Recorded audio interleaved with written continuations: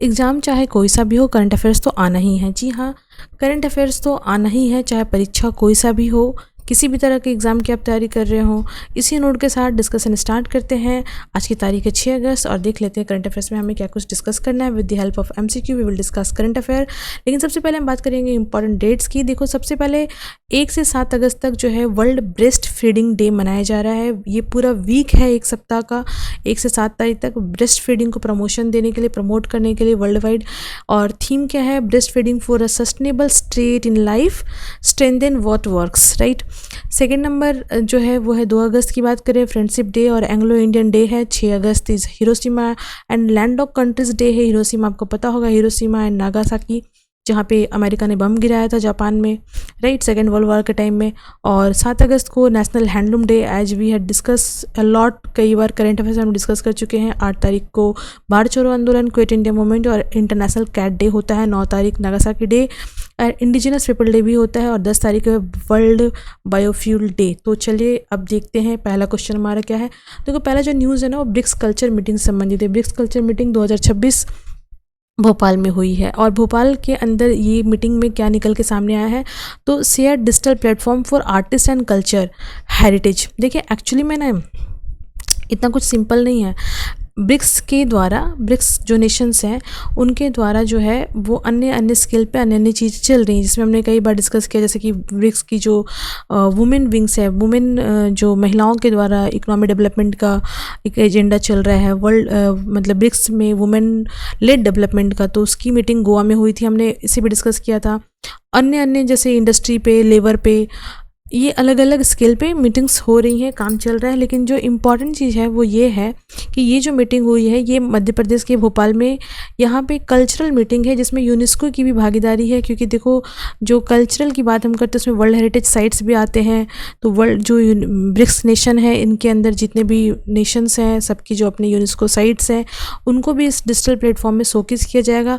Lastly हमने discuss किया था इस विषय में, ये जो हमारा ब्रिक्स वेब बाज़ार था, आपको याद होगा ब्रिक्स वेब बाज़ार के बारे में हमने डिस्कस किया था। और ये पिछले करंट अफेयर का है, जिसे हमने देखा था कि 500 से ज़्यादा डेलीगेशन जो होंगे ब्रिक्स मेंबर्स के, वो इसमें पार्टिसिपेट करेंगे। एक सॉर्ट ऑफ ये OTT प्लेटफॉर्म है ब्रिक्स नेशन के बीच में। कंटेंट क्रिएटर्स जो होंगे वो इसमें अपनी वीडियोज़ डालेंगे, राइट। तो ये हमने देखा था और इसकी मीटिंग जो हुई थी मुंबई में हुई थी और ये मीटिंग जो है नेशनल फिल्म डेवलपमेंट कॉर्पोरेशन के साथ हुई, तो ये हमने डिस्कस किया है। नेक्स्ट है इंडिया लेसोथो रिलेशन के बारे में। तो इंडिया और लेसोथो रिलेशन की बात हम करें तो देखो, ये दोनों ही देश के बीच में बायलैटरल मीटिंग हुई कॉपरेशन बढ़ाने को लेकर के।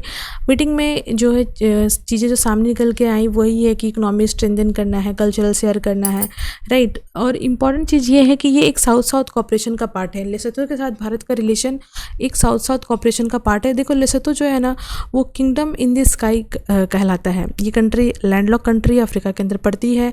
13,000 स्क्वायर किलोमीटर की कंट्री है, 2.3 मिलियन पॉपुलेशन है। और जो मेन सिटी है या कैपिटल सिटी है वो मसेरू है और ये समुद्र लेवल से 1400 मीटर की ऊंचाई पर है। तो एक इम्पॉर्टेंट है, लैंडलॉक कंट्री है। देखो, लोकेशन की बात करें तो आप यहाँ पे देख सकते हो, एक सेकेंड इसे थोड़ा सा हाईलाइट कर देती हूँ मैं, तभी समझ में आएगा। तो ये जो है ना ये वाला एरिया लेसोथो है, ठीक है। यहाँ इंडिया है, आप देख सकते हो, और ये लेसोथो है अफ्रीका के अंदर, ये पड़ता है, देखो ये अफ्रीका है पूरा। तो ये अफ्रीकन कंटिनेंट के अंदर लेसोथो यहाँ पे है। तो ये हमने देखा, तो एक इम्पॉर्टेंट है, इसे हमें ध्यान में रखना है। चलिए नेक्स्ट आगे देखते हैं क्या है। RBI मॉनेटरी पॉलिसी से संबंधित न्यूज़ है। तो RBI की जो मॉनेटरी पॉलिसी है उनकी कमेटी की बैठक हुई, रेपो रेट में क्या बदलाव हुआ है या बदलाव नहीं हुआ है उसे देखा जाएगा। तो देखो, रेपो रेट बदला नहीं है, 5.25 एज इट इज़ चलता आ रहा है। RBI के जो गवर्नर हैं उन्होंने बताया, जो हमारे गवर्नर हैं, नाम याद रखना है आपको, संजय मल्होत्रा, उन्होंने बताया कि जो हमारी RBI के द्वारा प्रेडिक्ट की गई GDP ग्रोथ रेट है वो 6.7% है इस फाइनेंशियल ईयर में। और रेपो रेट हम 5.25 ही रहने वाले हैं, चेंज नहीं करने वाले हैं। वर्ल्ड की फास्टेस्ट ग्रोइंग इकोनॉमी भारत है, उभर कर सामने आ चुका है। और यहाँ पे हम देखेंगे रेपो रेट जो है 5.25 है। साथ ही साथ जो रेपो रेट है, ये तो आप जानते ही होंगे कि रेपो रेट वो रेट है जिस पे सेंट्रल बैंक्स जो हैं वो आरबीआई से पैसा लेते हैं बिहाफ ऑफ देयर कोलेटरल्स, राइट, या जो गवर्नमेंट सिक्योरिटीज़ है। और सीपीआई इन्फ्लेशन जो है वो भी 5% रहने वाला है। और यहाँ पे देखो पॉलीमर नोट के बारे में हमने डिस्कस किया था आपसे कि 10 और 20 रुपये का भारत के अंदर जो है आरबीआई ने अब डिसाइड किया है कि पॉलीमर नोट लाने वाले हैं, तो ये इम्पॉर्टेंट है। यूपी के बारे में नेक्स्ट हमारा न्यूज़ है वो है यूपी में फ्री बस जो है ट्रैवल स्कीम लॉन्च की गई है। ये किसके लिए लॉन्च की गई है? तो ये 60 साल और 60 साल से अधिक की जो महिलाएं होती हैं उनके लिए है।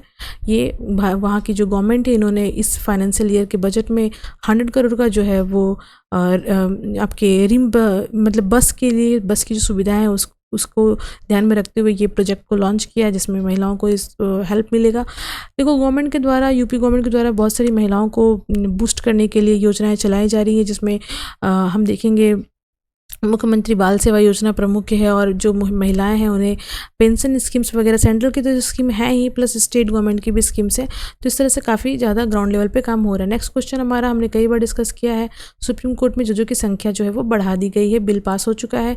हमने कई बार इसे डिटेल से डिस्कस किया करंट अफेयर में। तो याद रखना है 33 जज की संख्या हुआ करती थी, अब 37 होगी। पहले 31 हुआ करती थी, 2019 में चेंज करके 33 किया गया, और 2026 में चेंज करके 37 किया गया। 37 का मतलब है 1 + 36, यानी 1 मतलब सीजीआई और रेस्ट जो होंगे वो जज होंगे। इसके लिए जो कानून है उसमें बदलाव किया गया सुप्रीम कोर्ट के अंदर, जो एक्ट 1956 का है, जिसमें जब जजों की नंबर की जो संख्या उसे घटाया जा सकता है केंद्र सरकार के द्वारा बिल पास करके। ये हो गया। देखो जेपीएससी के बारे में हमने डिस्कस किया है कई बार, आपने सुना होगा जेपीएससी का प्रोटेस्ट चल रहा है। देखो यहाँ पे क्वेश्चन एज इट इज़ तो एग्ज़ाम में नहीं आने वाला है ऐसा क्वेश्चन, बट चूंकि हमें ये डिस्कस करना था इसलिए हम डिस्कस कर रहे हैं। डिमांड क्या है स्टूडेंट्स का? देखो डिमांड जो है वो जो स्टूडेंट्स है वो चाहते हैं कि जुडिशरी इंक्वायरी हो और जो जज हो वो झारखंड के बाहर के हों। एक्चुअली में देखिए जो झारखंड है वहाँ पे प्रॉब्लम चल क्या रहा है, जो जयपाल सिंह मुंडा स्टेडियम है वहाँ पे प्रोटेस्टर जो हैं वो अपने धरने पे बैठे हुए हैं। उनका डिमांड एक ही है कि जो है सीबीआई जांच हो, सीआईडी जांच ना हो। सीआईडी जांच, देखो सीआईडी जांच तो स्टेट गवर्नमेंट के अंदर ही आता है, बहुत ज़्यादा पावरफुल जांच नहीं होगा ऐसा अंदेशा है प्रोटेस्टर्स को। जो स्टूडेंट्स हैं एक्चुअली में देवर genuine students, right.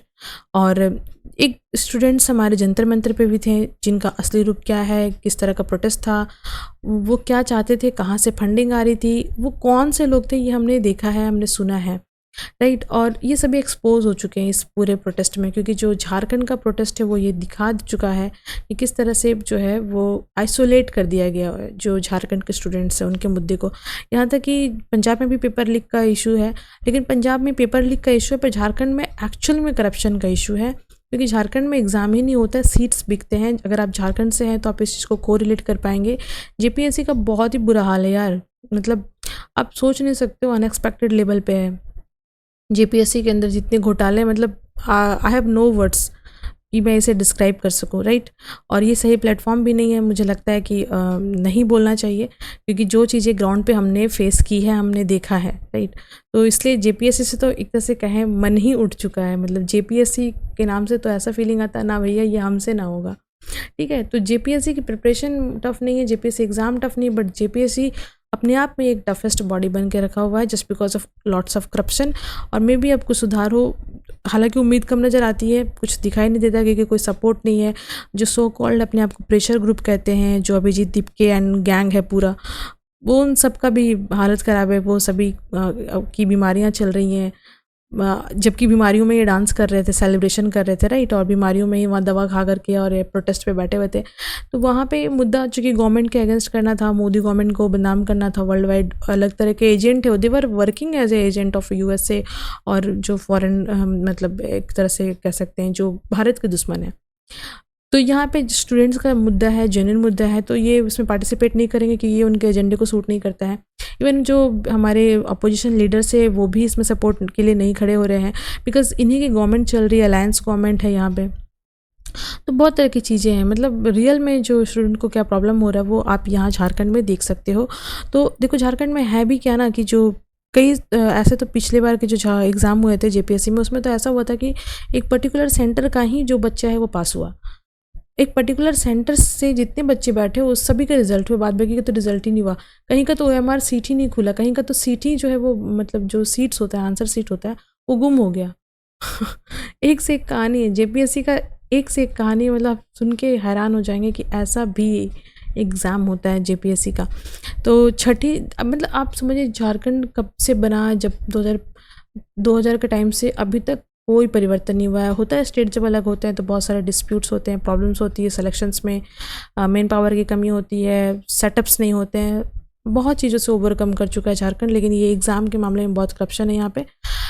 Now next देखो, डिजिटल प्लेटफॉर्म मेगा से संबंधित मेटा से संबंधित क्वेश्चन है हमारा। एक्चुअली 2 पॉइंट्स हैं। एक तो प्रधानमंत्री मोदी जी का जो वीडियो है उसे मेटा के द्वारा डिलीट कर दिया गया, जिससे टेक्निकल लूपहोल बताया गया। और दूसरी जो है ना वो बहुत गंभीर बात है। वर्ल्ड वाइड में ना भारतीयों के खिलाफ जो है नफ़रत बढ़ गई है। नफ़रत क्यों बढ़ गई है? नफ़रत इसलिए बढ़ गई है क्योंकि जो सोशल मीडिया कंटेंट है वहाँ पे इंडियंस को बहुत गंदा दिखाया जा रहा है, रेप करते हुए दिखाया जा रहा है, चोरी करते हुए दिखाया जा रहा है, और मतलब सोसाइटी को गंदा करते हुए दिखाया जा रहा है, और इंडियन को बहुत बुरा दिखाया जा रहा है, मतलब एकदम डर्टी पीपल, अनसिविलाइज्ड, मतलब एकदम अनसिविलाइज दिखाया जा रहा है, जिससे ना जो बच्चे होते हैं ना उनके अंदर भी ना इंडियन के प्रति नफ़रत बैठ गई है।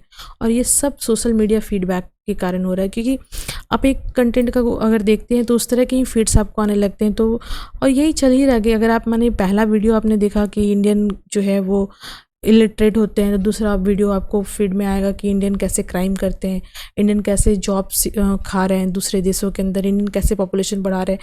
इस तरह का आपको नैरेटिव्स बनने लगेगा। जैसे आप भारत में अगर आप देख रहे हो तो लॉगरिथम कैसे काम करता है। अगर मान लें आपने पहला वीडियो देख लिया अनएम्प्लॉयमेंट के बारे में, तो दूसरा आपको भुखमरी का आ जाएगा, तीसरा आपको और चीज़ें आ जाएंगी, मतलब एकदम निगेटिव आने शुरू हो जाएंगे।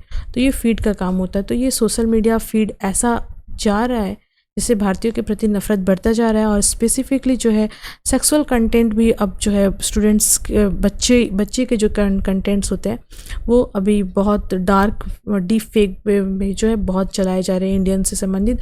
तो ये ना भारत, पाकिस्तान, बांग्लादेश, ये 3 ऐसे देश हैं जहाँ पे ये चीज़ें बहुत ज़्यादा होती हैं, राइट। मतलब डीप फेक का यूज़ किया जाता है और मोस्टली तो इंडियन रीजन्स वाले होते हैं। तो ये इसे रोकने के लिए ये जो है गवर्नमेंट के द्वारा ये रेगुलेशंस किया गया है। और इसमें मार्क जुकरबर्ग जो है वो अरे भैया एपोलॉजी से क्या होता है, माफ़ी से कुछ नहीं होता है, इनके बहुत कारनामे हैं। ऐसा देखो, मार्क जुकरबर्ग है तो USA के नागरिक, और लेकिन अपने आप को एथिस्ट कहते थे पहले, अब अपने आप को धार्मिक बताते हैं। ये जूइस हैं, राइट, जिनके प्रति इतना सारा नफ़रत है पूरे वर्ल्ड वाइड में। और देखो ये इज़राइल के मूल निवासी हैं और भारत इज़राइल दोस्त है। तो मतलब समझ रहे हो, वर्ल्ड लेवल पे कोई किसी का दोस्त नहीं है, बस सब अपने अपने इंटरेस्ट को सर्व करते हैं। नेक्स्ट हम बात करेंगे south east Asia regulatory network के बारे में।